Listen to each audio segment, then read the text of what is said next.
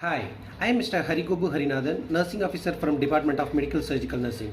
Today we are going to discuss about decupitous ulcer. The concepts involved in decupitous ulcers are Newton's third law, friction and shear.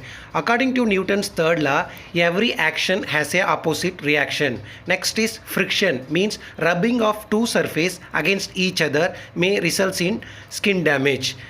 The last one is shear, means one layer of the tissue slides over another. It also may result in damage due to pressure gradient. Definition: a pressure ulcer or pressure sore or decupitous ulcer or bed sore is localized injury to the skin and other underlying tissue, usually over a body prominence as a result of prolonged and diluted pressure. Risk factors are friction, shear, impaired sensory perception, impaired physical mobility, altered level of consciousness, fecal and urinary incontinence, malnutrition, dehydration, excessive body heat, advanced age, chronic medical conditions such as diabetes and cardiovascular disease. Pathophysiology: any of the risk factor act on area of soft tissue overlying body prominence.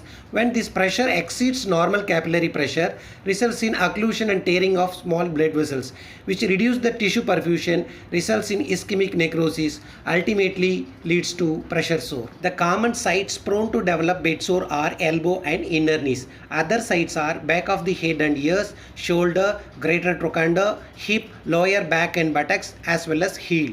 Based upon the depth of tissue destroyed, the bed sore can be classified into four stages. Stage 1, 2, 3 and 4. Let us discuss about it. Stage 1. The skin will be intact. Discoloration of the skin, warmth, edema or pain may also be present. Stage 1 indicates at risk.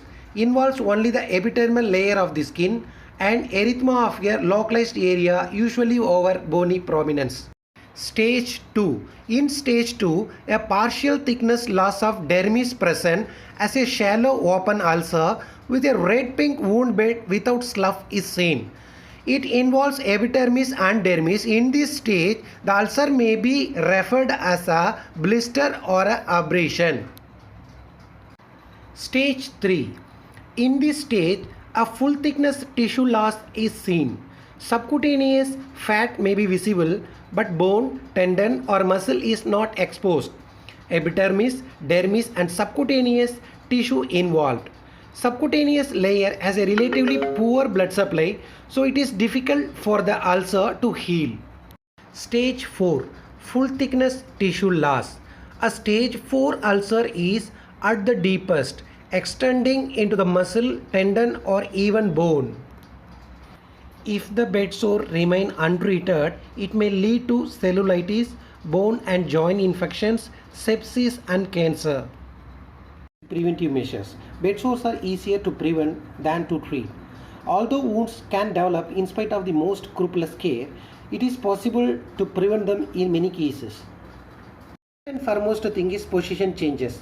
Changing position frequently and consistently is crucial in preventing bed sore.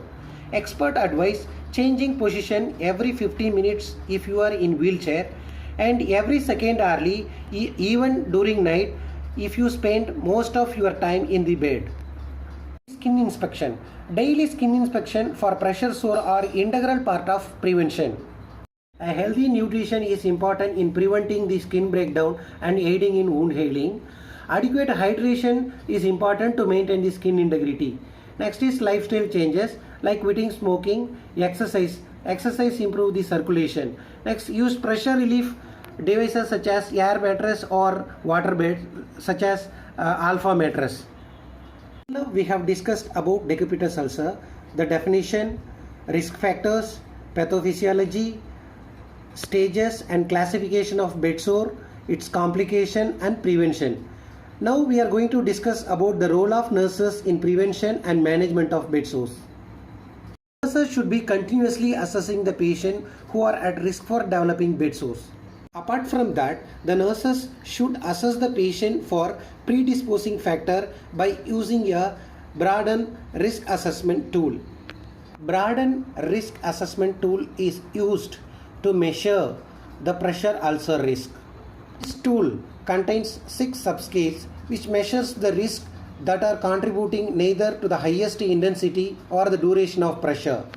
Elements are friction and shear, sensory perception, moisture, activity, mobility, nutrition. Adding the subscale score, we can get the total score. The lower the score, the higher the risk. If the score falls between 10 to 12, the patient is at higher risk. If it is between 13 to 14, moderate risk, and if it is between 15 to 18, the patient is at lower risk for developing an acquired ulcer or injury. Nurses should inspect the skin condition of the common pressure sites every second hourly. Inspect the skin for warmth, dryness, moisture or any discoloration and breakdown. Evaluate the mobility, circulatory status, assess the neuromuscular status, determine presence of incontinence, evaluate the nutritional and hydration status, note present health problems. Risk-based intervention for a patient with decreased sensory perception. Then provide pressure redistribution surface. Patient with incontinence, following each incontinence episode, clean area and dry thoroughly. Provide skin with moisture barrier ointment. Intervention to avoid friction and shear. Reposition patient using draw sheet and lifting of surface. Use proper positioning technique. Avoid dragging the patient in bed. Use comfort device appropriately. Interventions for a patient with decreased activity and mobility. Establish individualized turning schedule. Change position at least once in 2 hours and more frequently for high-risk individuals. For a patient with poor nutrition, provide adequate nutritional and fluid intake. Assist with intake as necessary. Consult dietitian for nutritional evaluation. Thank you one and all.